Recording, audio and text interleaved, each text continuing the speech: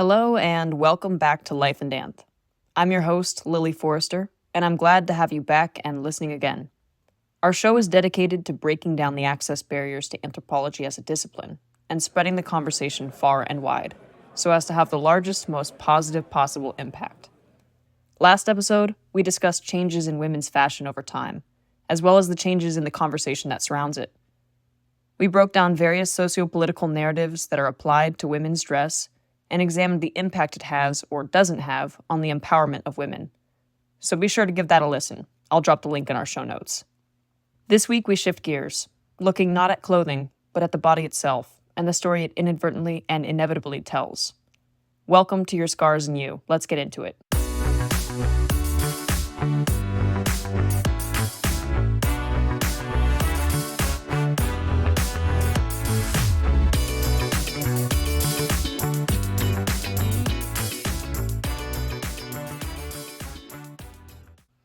In many cases, our medical history is considered private information. Even bad news often results in a patient's choice to disclose or keep private the specifics of their condition. In many cases as well, it is considered taboo to ask a person to reveal their medical history, particularly if there is an understanding that it hasn't always been easy for them. That's in many cases, and, of course, as I clearly imply, not all cases. My name is Maya Forrester. I am currently 25 years old. That's Maya, and she's our lone interlocutor today. I got pretty major back surgery when I was 14 years old. So that would have been around 2012, and that was spinal fusion for scoliosis in my back. A quick note on my positionality and the general subject of the day. I personally do not have any visible scars, but like anyone, I take note when people do. Additionally, I would like to acknowledge that a reference to scars carries a specific cultural meaning, and I want to emphasize that today we are discussing scars that are the result of a medical procedure or accident. A foot-long scar, as Maya will tell you, invites questions and curiosity. Unlike other signs of medical trauma, a scar is one visible to the public, and depending on the age, may indicate that something was wrong and is now fixed.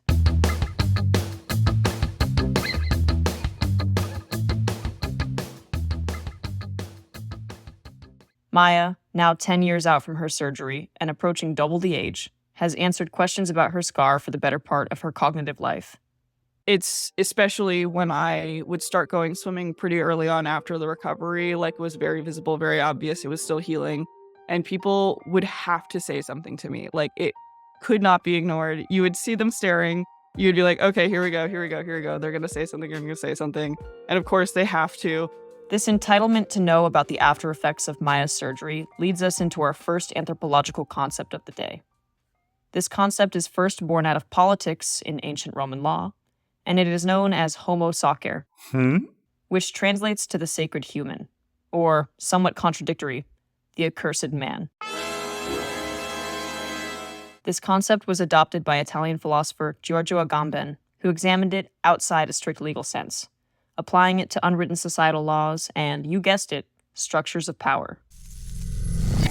Agamben argues that the figure of the homo sacer embodies the state's power to suspend the normal legal and ethical protections afforded to individuals. This suspension of rights can lead to the arbitrary exercise of power and the normalization of violence against certain groups deemed expendable or disposable by those in authority. In anthropological terms, there can exist a homo sacer without direct discussion of law, and in a social sense, also without necessary direct violence. Think back to our discussion of symbolic violence. Homo sacer, an individual occupying a space of less power, perhaps through indication of a physical vulnerability like a scar, suffers symbolic violence. They do not have, in the eyes of the public, a right to privacy, or even the right not to be touched. And then if you're feeling like really, really crazy, they'll come and touch the scar, which was like my absolute least favorite reaction in the world. You may remember from touchy subjects that initiating physical contact is a demonstration of power, and that imposing that power over those with vulnerabilities is an act of symbolic violence. Moreover, the normalization of such behavior reflects broader societal attitudes towards individuals deemed different or marginalized. Just as the homo sacer in Agamben's framework exists outside the realm of legal protections, individuals like Maya, who bear visible signs of vulnerability, may find themselves stripped of their rights to privacy and bodily integrity. This normalization of intrusion into personal space perpetuates a cycle of symbolic violence, wherein those with power exploit the vulnerabilities of others to assert their dominance and maintain social hierarchies. I do even now still have people. I had someone say to me the other day or last year, someone turned to me and said, "I'm so sorry your parents made you get that surgery so young. That is so unfair." And I kind of turned to them and I looked at them and I was like, well, if it had gotten worse, it would have been so much more severe, like something so much more severe to deal with. And I was 14 at the time. I don't think that I was really mentally equipped to make a decision like that. So it's just so complicated. I asked Maya, in reflection, if she felt involved in the decision to carry out the surgery, and she says she was as involved as she could have been. Her response highlights a fundamental aspect of childhood agency. It often operates within the confines of adult authority and decision-making process.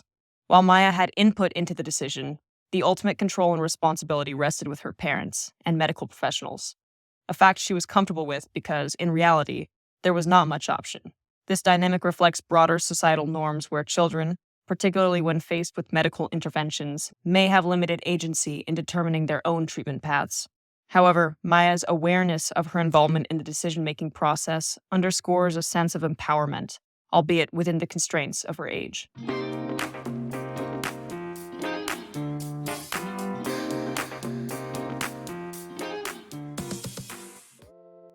Maya's experience also shed light on the complexities of agency within familial and social contexts.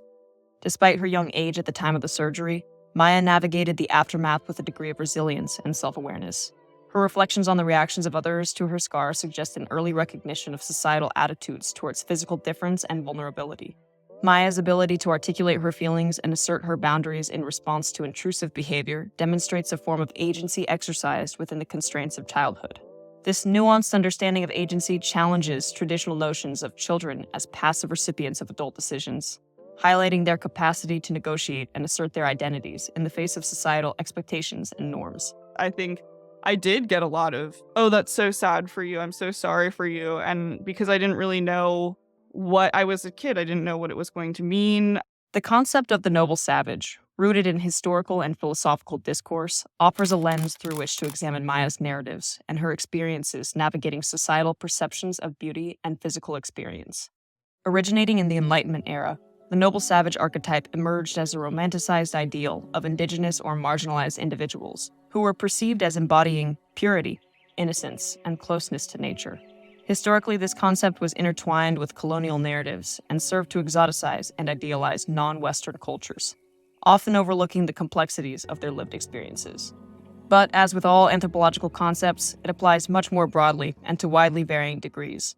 While the noble savage is particularly harsh in its original application, the structural effects can be examined at a more micro level, as is the case with visible scars. This concept is really important, so I recommend further reading on the matter. It is really critical to understand the instances in which we may personally be utilizing these narratives in a harmful way.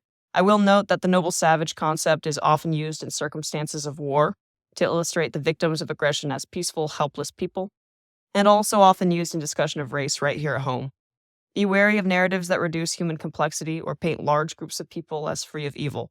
While it may sound supportive on the surface, it is actually a tool of control that is wielded by majority individuals or those in power. In layman's terms, we might call this behavior infantilizing, which is now more openly discussed on social media. All people in all cultures are complex, and it offers more agency to actually acknowledge that. There is a famous work on this subject by Marvin Harris called Cannibals and Kings: The Origins of Cultures, in which Harris challenges romanticized notions of primitive societies and offers a more nuanced understanding of cultural diversity and adaptation. Harris demonstrates how cultural practices such as cannibalism and kingship are not arbitrary or irrational, but are instead deeply rooted in the material conditions and social dynamics of their respective societies. Bonus points for you if you can argue how that relates to our topic today. Because what you're relaying to me is supposed sympathy, but what it really is it's kind of an insult wrapped in sympathy. I sat there and I was like, what I'm really hearing is, I'm so sorry that you are ruined. I'm so sorry that that happened and now there's nothing you can do to fix it. And I just kind of, I have never really learned how to respond to that. And it's funny because I didn't even realize that until right now. The encounters Maya relays highlight the tension between societal norms and individual agency, as people seek to assert autonomy in the face of external scrutiny. External scrutiny, you may well know, often revolves around physical attributes and what can be seen. As will come up more than once in our exploration of introductory anthropology, how you look determines so heavily which structures of power affect you in what way. Side note, and this may be too broad for some anthropologists, but which structures of power affect you in what way and why is probably the best definition of the subject, in my opinion.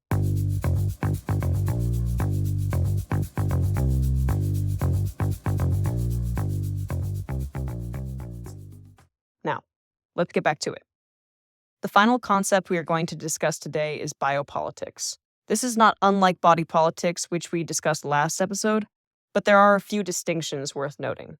While body politics centers specifically around the individual, biopolitics, as conceptualized by philosopher Michel Foucault, focuses on the governance and regulation of populations at a macro level. Foucault's work generally focuses on the connection between power and knowledge, and how that connection is used to exert control over groups of people. Biopolitics extends our understanding of power beyond individual bodies to encompass entire populations. It examines how states and institutions govern and regulate populations through mechanisms such as public health policies, surveillance, and disciplinary practices. In the context of visible scars, biopolitics operates at both the individual and societal levels. On an individual level, individuals with visible scars may experience heightened surveillance and regulation of their bodies by medical authorities or social institutions. For example, individuals with scars may face increased scrutiny during medical examinations or institutional activities wherein they may be excluded from certain tasks, games, etc., due to their perceived inability, leading to the medicalization or scrutiny of their bodies. At the societal level, biopolitics influences cultural attitudes and perceptions towards visible scars, shaping how they are stigmatized or valorized within broader discourses of beauty, normalcy, and social worth. Visible scars may be pathologized as abnormal or deviant, reinforcing existing power hierarchies and marginalizing those who bear them. Alternatively, scars may be romanticized as symbols of resilience or authenticity, reflecting broader cultural values and narratives. In this way, biopolitics intersects with body politics to shape the social construction of visible scars and their implications for individual agency and identity. As Maya's narrative illustrates, visible scars can evoke a range of responses and interpretations from others, reflecting broader societal attitudes towards physical difference and vulnerability. Maya's encounters with sympathy and pity underscore the ways in which visible scars can be stigmatized or pathologized within social interactions. People's reactions to Maya's scar reveal underlying power dynamics and hierarchies that influence how individuals are perceived and treated based on their physical appearance. Maya's reflections on the implications of these interactions highlight the ways in which biopolitics operates to regulate and control bodies deemed deviant or abnormal within society. To recap today, we discussed the concepts of homo sacer, or the sacred human, or the accursed man. Remember that it's not actually good to be the homo sacer, despite the word sacred. We unpacked the savage slot, looking at a broad application of the noble savage. And we broke down biopolitics in the context of visible scars. We want to hear from you, so if you begin to notice examples of savage slot narratives or abuses of biopolitics in the news, send us an email at lily@zoomcatchers.us. We'd love to talk anthropology with you. Check out the links in the description of today's episode if you want further reading on the savage slot or biopolitics. These are pervasive concepts in anthropology, and you'll start to see them pop up everywhere, online and in real life, so it's good to be familiar with them. And of course, a big thank you to Maya for coming on the show today. If you liked today's episode, tell your friends, and leave us a review. That feedback is invaluable as we work to build up a listener base. And if you have suggestions for topics to cover, drop us a comment on our YouTube channel, or send us an email, and we'll place our most critical lens on it immediately. Stay tuned for more episodes to come, and by all means, go ruin some parties with your newfound knowledge. Until next time, so long.